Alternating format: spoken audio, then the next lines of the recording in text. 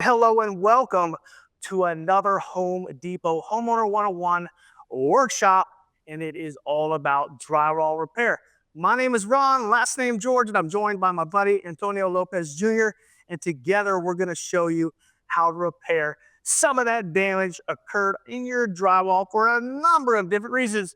We're going to let Antonio talk to you a little bit about some key factors, and then we're going to roll right into what we're going to cover today. You want to discuss those supplies, those tools, those products. There's a lot of stuff out there and it's a lot of different approaches. So remember, folks, these are suggestions, recommendations, and really it's just practice makes perfect. I know you're big on just doing it. That's the second half of our workshop. Yeah, get it done. I love the fact that he brought that up because there are a lot of different techniques out there. We're going to show you a couple. We don't want you to limit your toolbox at home to just these few techniques. Let's start off with probably the most common approaches is just using a kit, some type of repair kit. And Ron, I think there's a couple kits behind you. That one in your hand is a pretty common one. It has a spackle. It's got a little applicator in there, and it even has a little patching material as an adhesive to repair these holes. I think on the directions on this one, it'll say up to about 4 inches for that hole. But Ron, what are some things to think about? Is this worth it? Is this a valuable approach? Well, what I like about it is if you're new to this kind of like this type of repair, this has kind of got everything you need. There's a lot of value there for a beginner. There's some other patches that come in kits as well. We talked about that one having some adhesive, but you might want to get some type of repair patch like this. Again, recommended for up to a certain amount of sizes. So always read the labels to get that additional guidance. But this isn't stuff that you'll put on, but does require prep, and you still have to put some type of layer over it, whether it's drywall compound or joint compound or spackle. And we'll talk about the differences between those two products. There's also some specialty patches out there.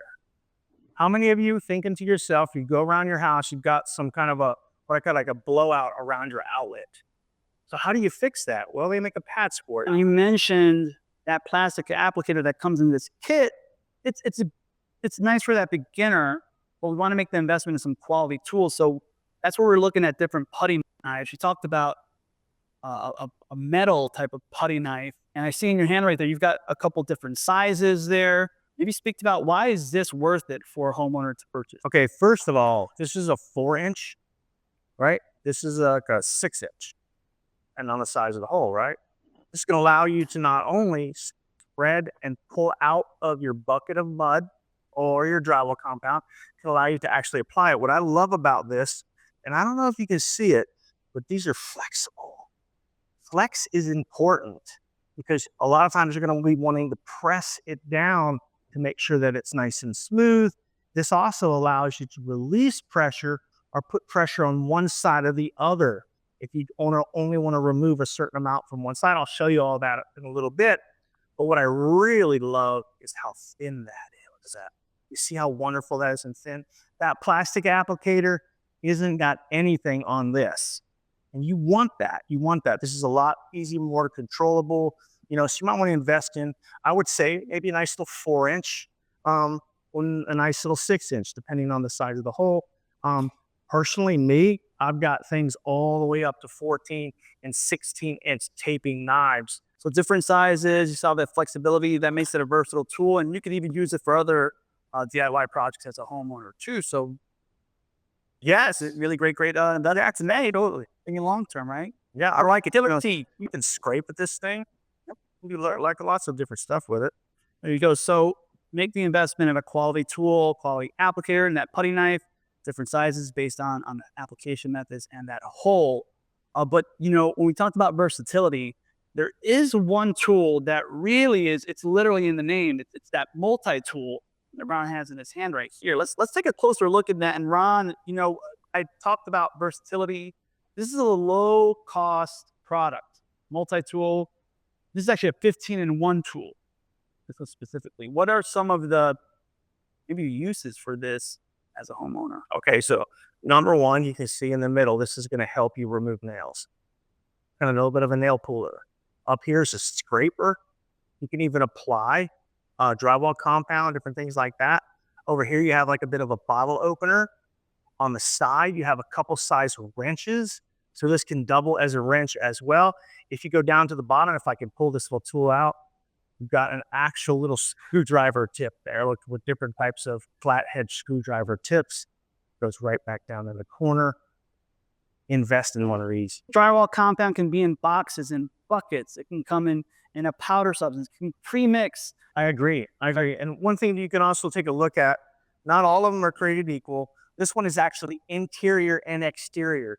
So like you're doing any exterior work, nail holes outside before you paint, this is going to work on those outside as well. It's a very good product.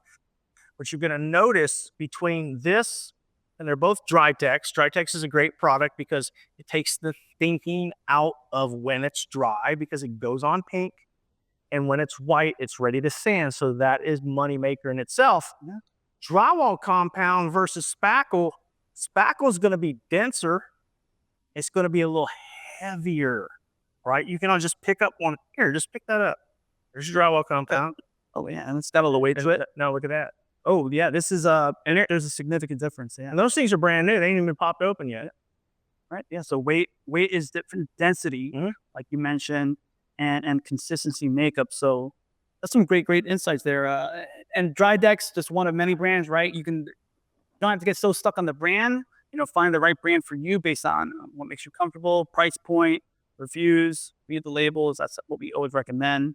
But I love the fact that this specifically goes on pink, so it takes away the guesswork of saying, all right, am I ready for that paint, or am I ready for another coat of drywall or spackle? Absolutely. Absolutely.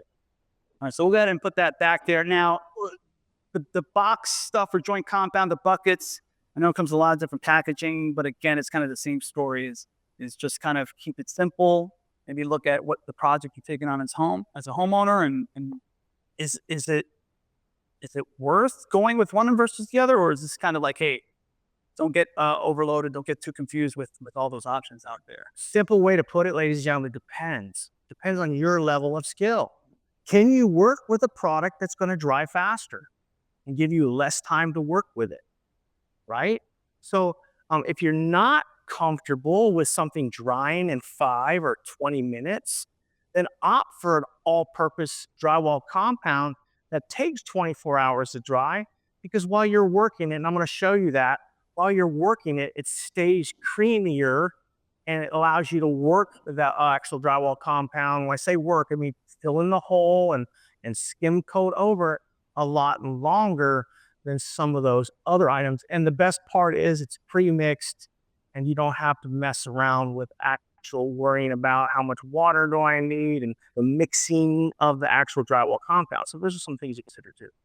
Ron, this is a really great opportunity, because one of the things we haven't even defined is drywall. And, in this slide here, we're talking about drywall patch tools. Before we even dive into that, you go into your local Home Depot store, you might see a section of drywall in an aisle somewhere. You might see this 2x2. This is a patch piece of drywall. You can purchase this to go ahead and make these fixes that we're talking about.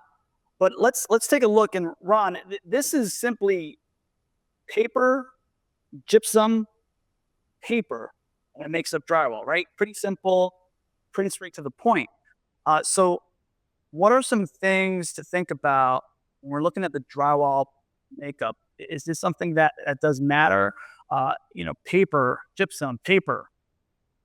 What does this mean? It's legitimate questions. So all drywall is kind of made the same way when we say paper, gypsum, paper.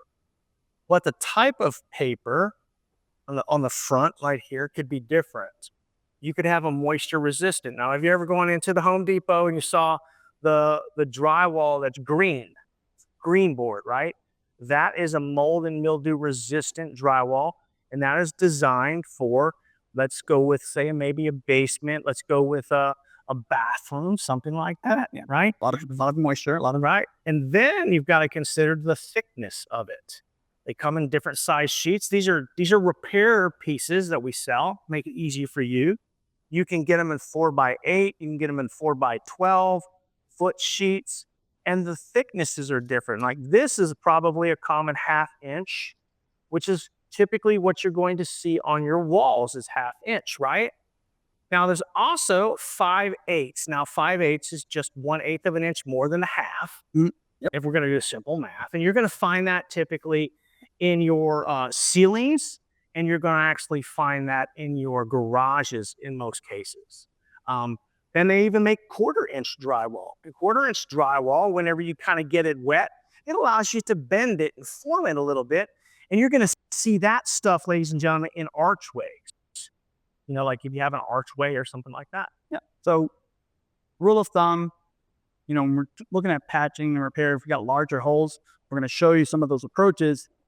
This type of patch right here, this drywall block that you can get at Home Depot, it's something that's going to be great to fill in a lot of these different type of holes that we're talking about. You can cut it up and save that excess because you never know, you might need it for a future repair.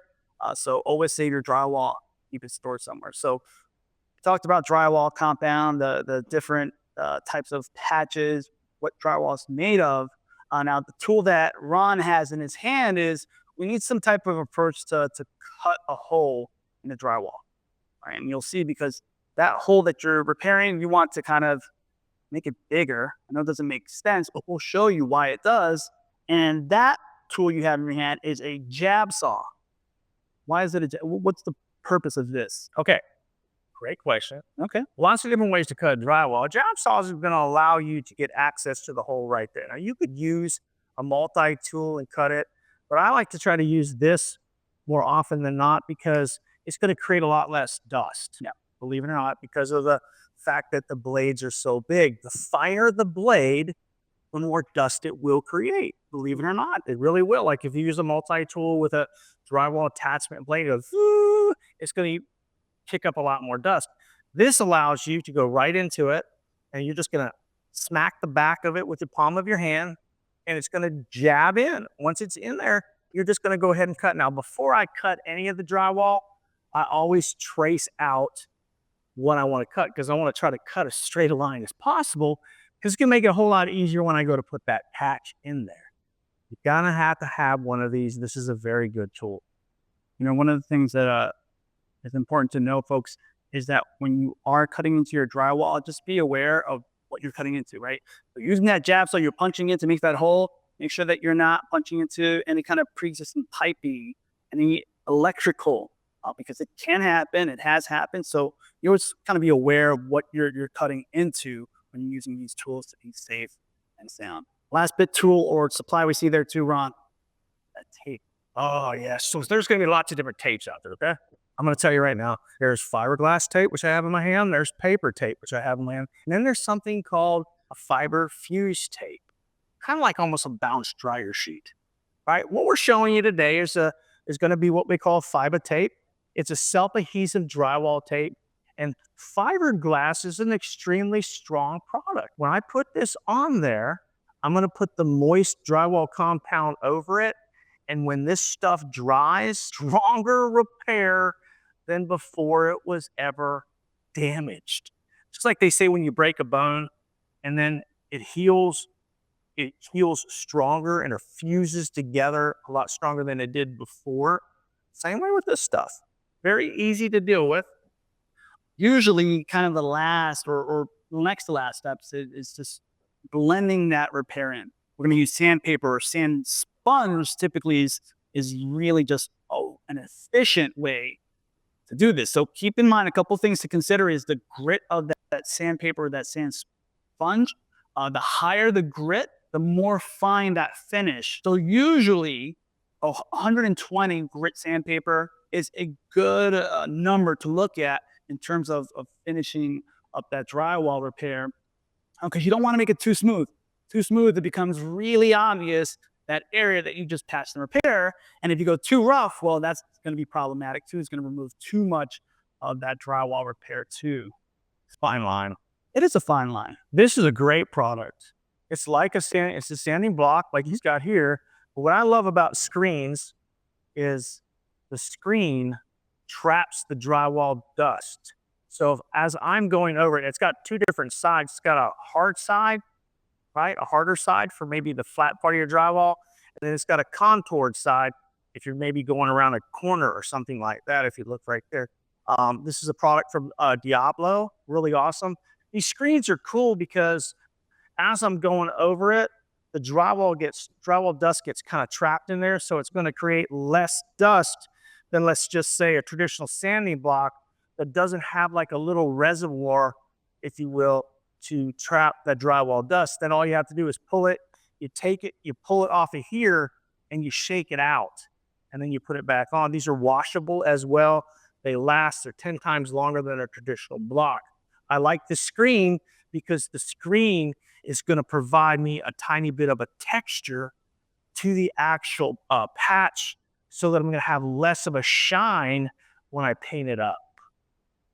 So good value proposition. Do a high five for that.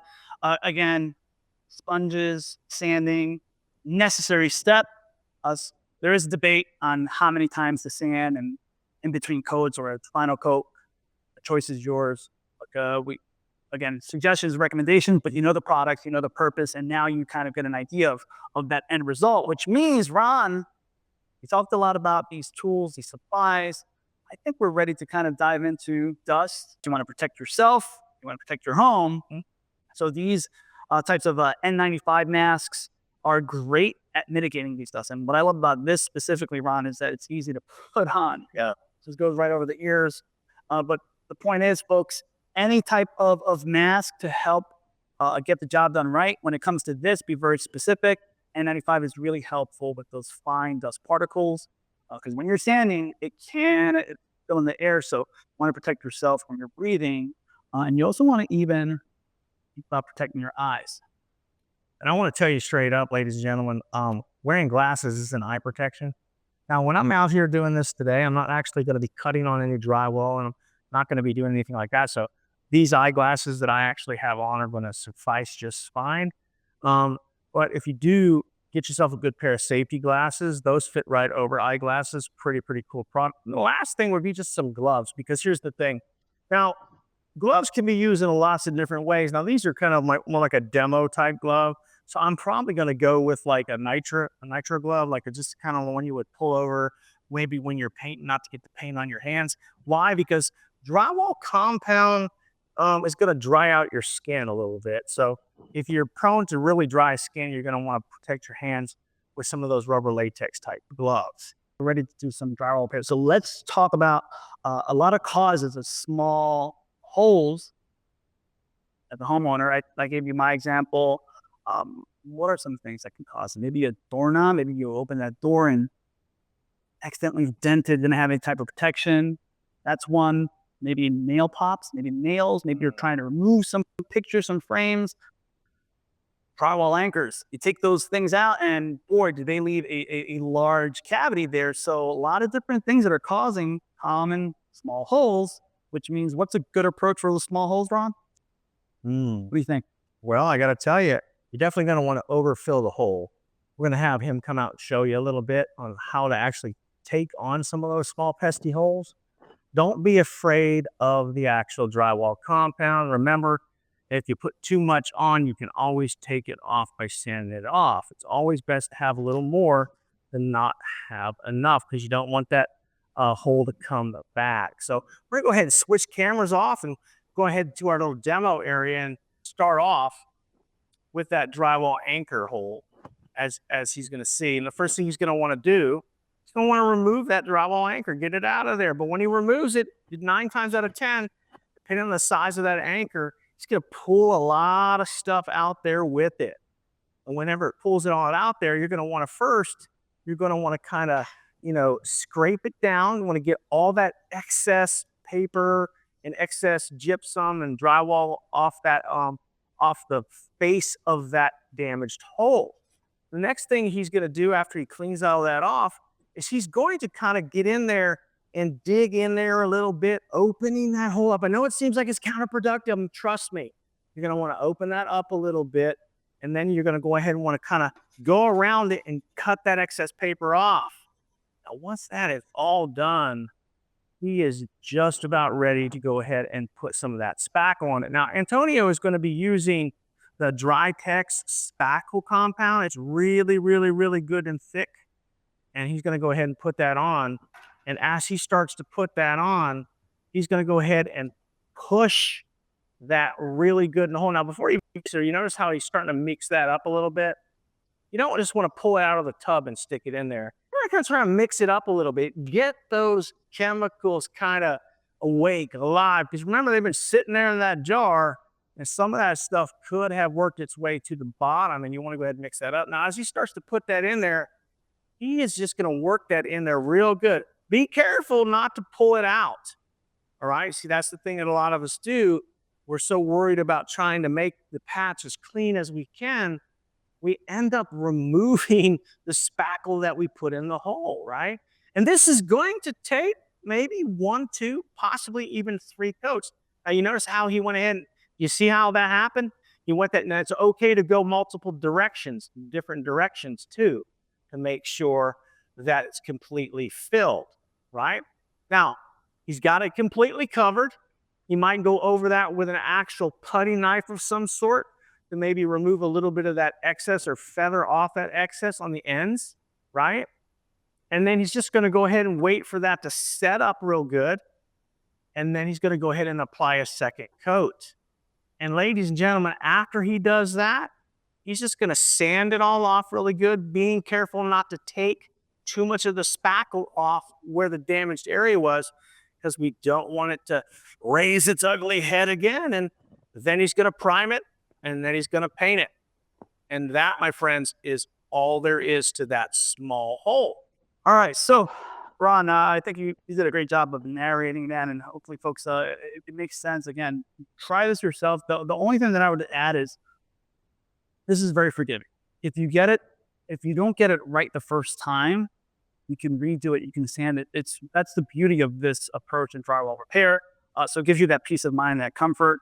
Sometimes we get a little intimidated, but that's the beautiful part about it. Now, what I want to kind of highlight is that, Ron, we talked about this before, but you may have seen this, and I'll go back to this camera, but let's go into that higher little hole right there, that doorknob. Yeah, that's the hole he's looking at. It's a common off a doorknob. Now, this doorknob got a little crazy, ripped off some paper. When you take a look at those holes, the damage in the front might not seem that bad, but I'm telling you right now, the damage in the back is insane. It's intense because it's got what they call blowout out there. And in a case like that, we're going to want to open that up and make that probably about, 5 to 6 inch square. And then we're going to probably put in California patch or a butterfly patch. This is a great technique when you want to not have to buy a patching kit. If you just have some paper tear right there, there's some products out there that you can buy that you're going to want to buy to pre-treat the paper before you put the drywall compound on it if you're not going to cut that torn paper piece out, right? So you're going to want to get that actual, it's called Pro 99 as an RX35 product. It allows you to be able to bond with that torn paper. See, the drywall paper, is a kind of a special kind of paper. Once you take off that first layer, drywall compound has a tough time bonding to it. So you can get bubbling or blisters, and you don't want that. So you're going to want to get some of that RX35 Pro 99, what a name that is, coat that up real good before you go ahead and put any drywall compound on it. But in this case, I think we've decided we're going to go ahead and cut that hole open. That's right. Yeah, and do a California patch. Yeah, let's do a California patch. It's also referenced as a butterfly patch.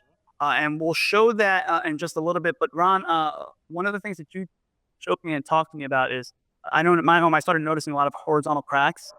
Oh, yes. And you told me, I wasn't actually sure that this is actually a byproduct of house settling where drywall meets. So Ron was actually kind enough to show me how he handled some of these repairs, and I was able to tackle on in my own home. So a lot of you ask about those common horizontal cracking throughout your ceiling or on the sides of your home. So let's go ahead and show this video first before we dive into that patch. So check out common drywall cracks. This little video. I'll be right back.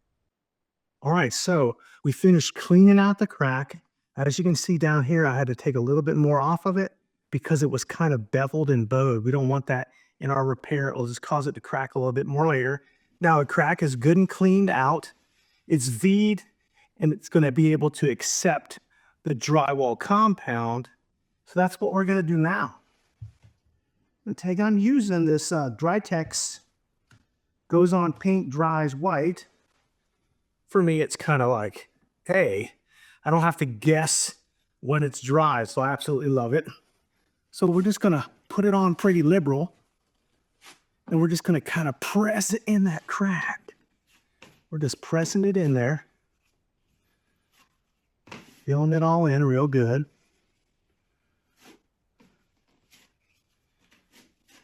And this bad boy's not gonna come back when we're done. Now, after this is all done, what we're gonna do is we're gonna let it dry. Notice I've got about 1 inch on each side of the crack. You want about an inch of drywall compound on each side of the crack. And we're gonna then kind of take off and smash it down a little bit more. Remember also to always keep your blades clean. You want to keep your blade clean. A good trick is to have 2 blades, right? But you had 2 knives, one, and that way you can constantly keep cleaning them off.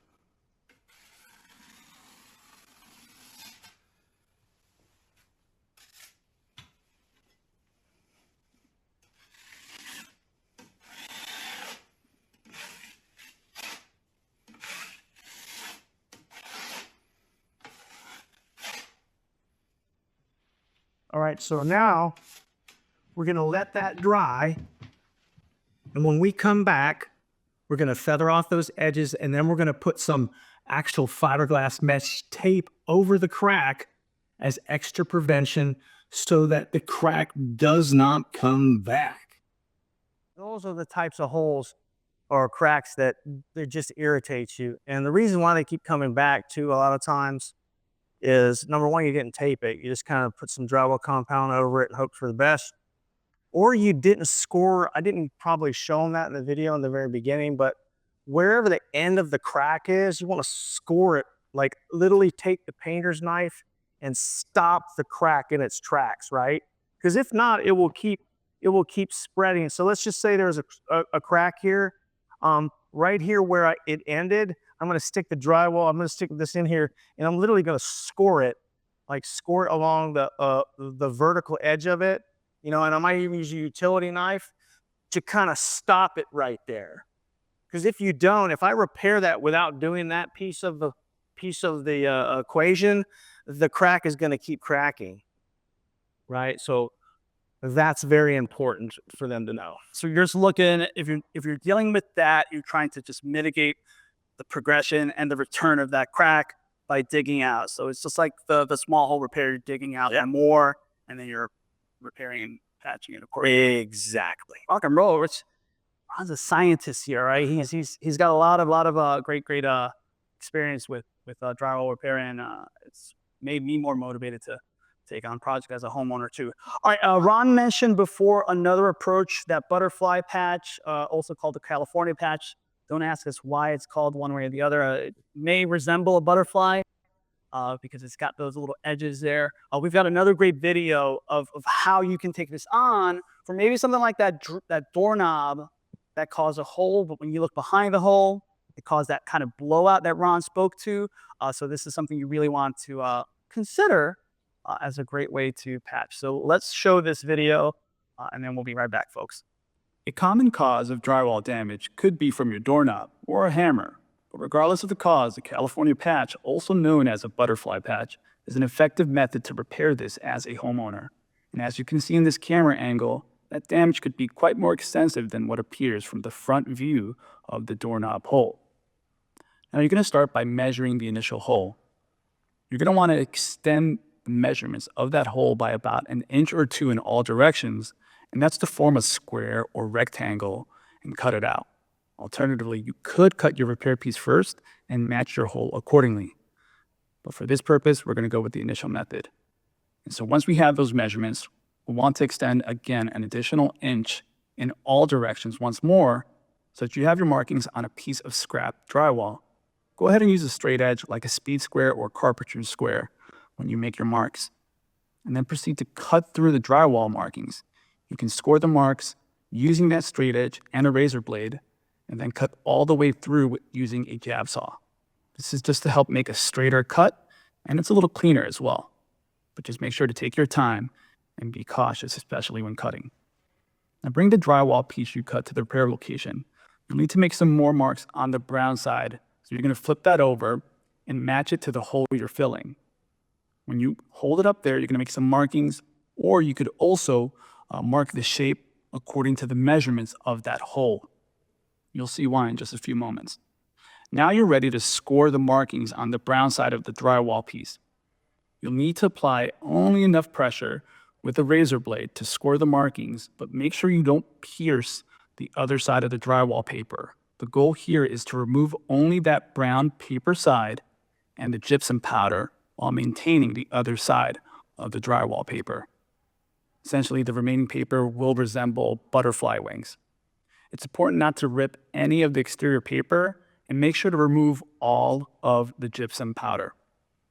Now let's make sure the drywall piece fits correctly with the dry fit and make any necessary adjustments just to ensure a snug fit. You're ready to apply now some of that joint compound to the 1-inch paper wings and make sure to get enough on all sides using a smaller putty knife. Now this is a Drydex joint compound that has an additive that makes the product pink and will dry to a light white. Drydex also makes spackle, but make sure that you're using joint compound for this specific repair. Just a general FYI, joint compound or mud will need about 24 hours to dry. Now we recommend applying some joint compound around the exterior of the repair location as well to ensure a proper bond. Then go ahead and place the California patch and ensure that it is flush when fitting. So press down carefully and begin using a larger putty knife in all directions to go ahead and smooth out and flatten the edges as much as possible. Continue applying joint compound to cover the entire area while blending in on the edges using light pressure with that putty knife. All right, welcome back, folks. So hopefully that was a helpful video, the California patch, butterfly patch. Ron, I think the question sometimes people ask us commonly is, how big of a hole can I use to repair this? And you're going to get some thoughts on saying 6 inches is probably the biggest hole. Some will say 8 inches, but take a look close up here. This is that butterfly patch. You see, if you go bigger with that hole, you're adding a lot of weight to that, and this can fail over time with house settling, just like you mentioned. But is there anything else that folks should consider when taking this approach? Yeah, the big thing to consider is, okay, let's just take this as an approach. So let's just say you've got some small holes that are, about this big, right? But they're in your ceiling. So you got that reverse gravity happening, right? So you're up there and you're doing that. But because of this little bit of drywall might be a little heavy, it might have a tendency to kind of sag, okay? So I'm going to suggest that you use the next method in conjunction with the butterfly patch, because you want it to be held nice and really firmly in place, especially on a ceiling. When I'm doing this from a vertical standpoint, there's no real problem with gravity, right? It's pushed in there and it's holding it up, right? When I'm over my head like this, there's nothing to keep it up there except for the mud itself. So that's why you see me coat like the inside of here really good with the mud, because you want there to have some grippage in there before it has enough time to set up. So anytime over my head in the ceiling, I may actually use the wood backard method. That's the method I'm going to show you here in just a minute. When you don't have any kind of, say, ceiling joist or stud to work with to adhere the patch to the actual stud or that joist. Okay, so I think the key word there that I heard was support, right? We're supporting our customers. You want to support your wall and your drywall patch as best as possible. So avoid using that butterfly patch up in the ceiling, but definitely a great suggestion to look at for your sidewall. So Ron, I think now we should show those larger repairs. You spoke to that support method. So larger repairs, we're talking larger holes. You're going to see a lot of different techniques here. We use a lot of terminology too: mud and drywall compound, joint compound. This is where we're using that product, and we're using some of those tools that we mentioned. So you're going to see different putty knives. You're going to even see a larger taping knife. So let me go ahead and show you the hole that we're repairing that Ron is actually repairing. So we're putting to work today. All right, folks, so check this out. Look at that hole that Ron cut out. Now, folks, there's a couple of approaches. You can either cut out your hole first and match the patch to that hole, or you can cut out your patch piece first and match that to the hole. So you got kind of two different approaches. Ron went with that first method, and he's got everything nice and even. So he went ahead and he put that support piece of lumber, right? Might hear the word furring strip, furring board. That is that piece of wood that he used, and he secured it at the top and the bottom to the existing secured drywall using drywall screws. And that center screw that he put there, that was actually a little pro tip. If you're doing this method, you drill in a little drywall screw in the center of that lumber, that support board. This gives you an area to go ahead and hold on to, and you pull it towards you as you're securing the drywall screw in the top and the bottom, so you don't lose that piece of support board. All right. Ron actually even advocates, he says, hey, you can use a paint stir stick as that piece of support. So again, any type of support board, there, go ahead and use that method, pull it against towards you, and then secure it at the top and the bottom to make your repair. All right, so now he's gone ahead and removed that center screw just to keep it nice and flush and clean, and he's placing the patch piece nice and snug in there. He's matching it up to make sure that it fits correctly. All right, so once he gets it placed in there, you'll see there are still some gaps in the seams, and that's okay. All right, we're going to fill that in with joint compound in just a moment. And now he has that drywall screw on the top part of that patch in the bottom. Let's go ahead and secure those into that furring strip. Now, important step here, once you drill those screws in there, you want to make sure you don't go in too deep. Or if you go in too deep, you could just kind of cause cracking and breaking. So just kind of go low and slow. There are dedicated bits for that drywall, but we don't want to go into too much deep. All right, now Ron got that secured in there. He's going ahead and scraping the seam just to make sure any kind of loose debris, any loose paper is getting removed. Remember, we want a nice clean surface area for the best adhesion as we're applying that joint compound. So we went ahead and scraped off that loose debris. And now in just a moment, he's going to go ahead and get the joint compound placed in just a moment. Now, one of the things that we showed earlier is that tape. This is the fiber mesh tape. All right, now this is where you're going to use that tape to tape the seams, and he's using that putty knife to get a nice clean flush adhesion. But remember, folks, you want to make sure that that area is clean, it is dust free, because if not, that tape will come off. Now notice that he's covered the drywall screws with that tape. All right, so you want to make sure it's long enough and it's placed correctly right there just to cover those drywall screws as well. All right, you're going to repeat this step with each seam. All right, so that means the top seam, the bottom seam, and the side seams. Again, best practice, use that putty knife to go ahead and really press it down onto those seams. All right, we're almost done here, folks. That's right, this is real time to show you. This is quick, this is easy, you can do it yourself. And it's very forgiving. If you didn't want to use fiber mesh tape, you can use paper tape as well. It just takes an additional step where you have to add joint compound to the tape before you press it on and afterwards too. All right, so this is one of the methods that it saves that extra step, and it's a little more forgiving as a DIYer. All right, now Ron already has put drywall compound in a mud pan. He's big on that.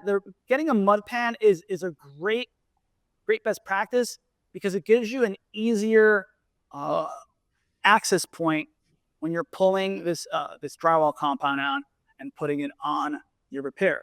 Now notice a couple things here. He is being very generous with adding that joint compound to the patch. This is very forgiving, and if it doesn't come out perfect the first coat, that's okay because it's not supposed to.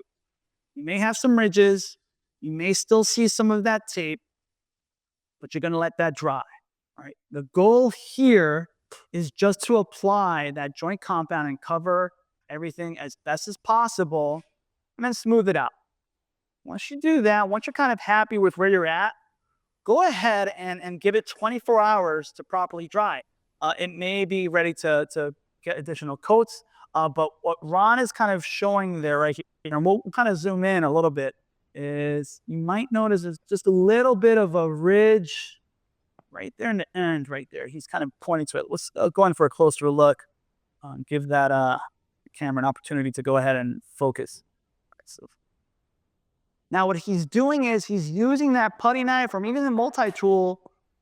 Once this is dry, you can go ahead and use that to scrape off those ridges to give you a little more of an even surface before applying another coat. Now, we've done that. We've removed the ridges after it's dried out. And we're going to go show you what a second coat is going to look like. And this is where you can either choose to sand in between coats, or you can wait till your final coat is put on to blend it in. And he's using that wet sanding method. Notice he's taking that sponge, he's wet it, he's going ahead lightly and feathering the edges. Remember, the key here is to blend your repair so it's not noticeable.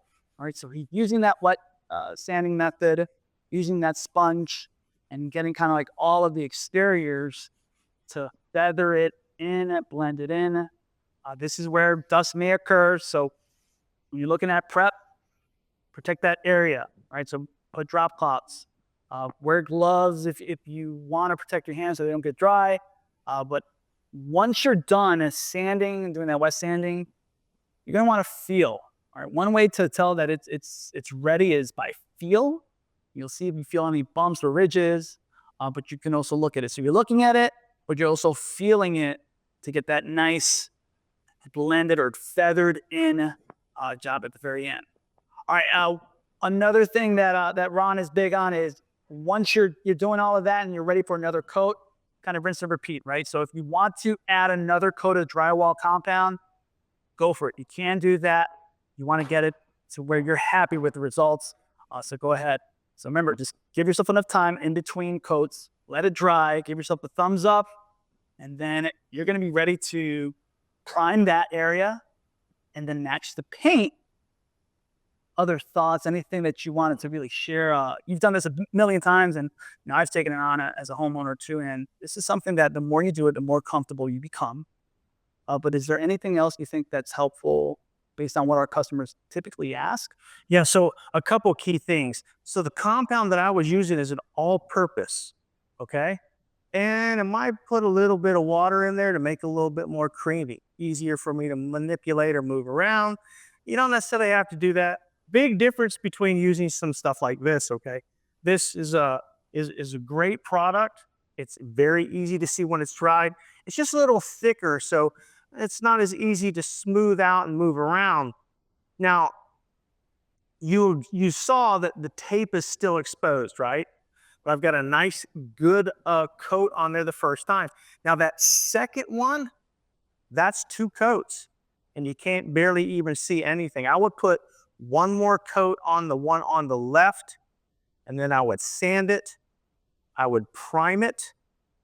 And then here's the key. Most times, depending on the type of paint you guys are using, if you're using an eggshell or anything with a sheen, Antonio, you're going to highlight that patch. That patch is going to be kind of like be shiny on the wall. You'll be able to see it because it lacks texture. Couple key things that you can do to help it with some texture. You can even take a smooth paint roller, right? Water down the compound just a little bit, and you can actually go lightly over your patch with more dry compound, a drywall compound with a little paint roll that you would use for like a cabinet door or something, give it a little texture. Or you can just take regular paint, right? Paint over it with a brush, and then come back with the brush and dab around the outside of it into the inside so it blends the texture of the previously rolled paint. And then, of course, you'll put that second coat on, and you will not even see it. Now, dealing with paint, completely different workshop. Sheens are a little bit more difficult to deal with when you're dealing with drywall repair. Flat paint is designed to hide imperfections. So in this case, flat paint is your friend when we're dealing with drywall repair. And like I said before, don't be afraid to put another coat on there if you don't like it. And like you said, you put some on, you take a little off until it's where you want it to be. That's right. Yeah. Time, patience, practice. You can do this, and this is one of many methods. Ton of great information you've shared. Hopefully this is helpful and inspiring for you folks.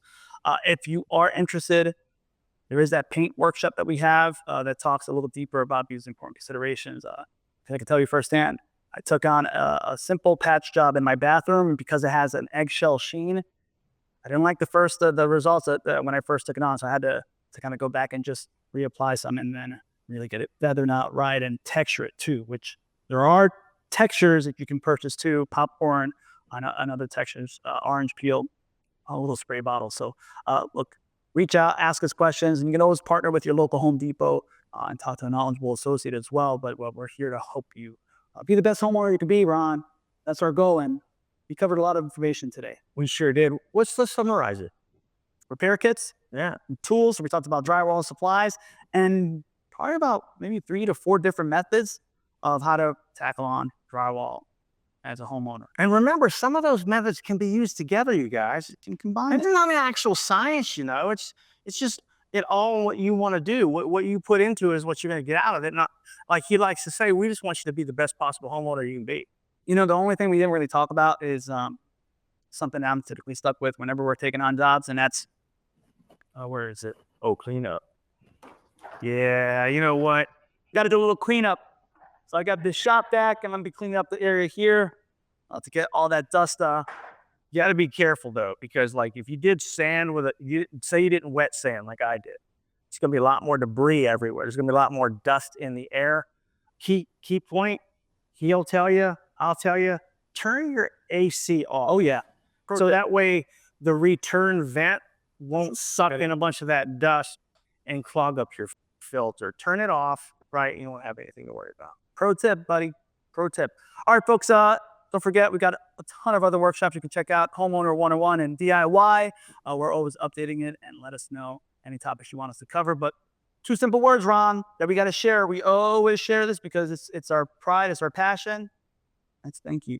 Yeah, thank you guys for spending time with us today. You could have been doing anything else, but you chose to spend some time with Workshops Live. On behalf of myself, Ron, last name George, and my good friend Antonio Lopez Jr., we want to wish you a good day.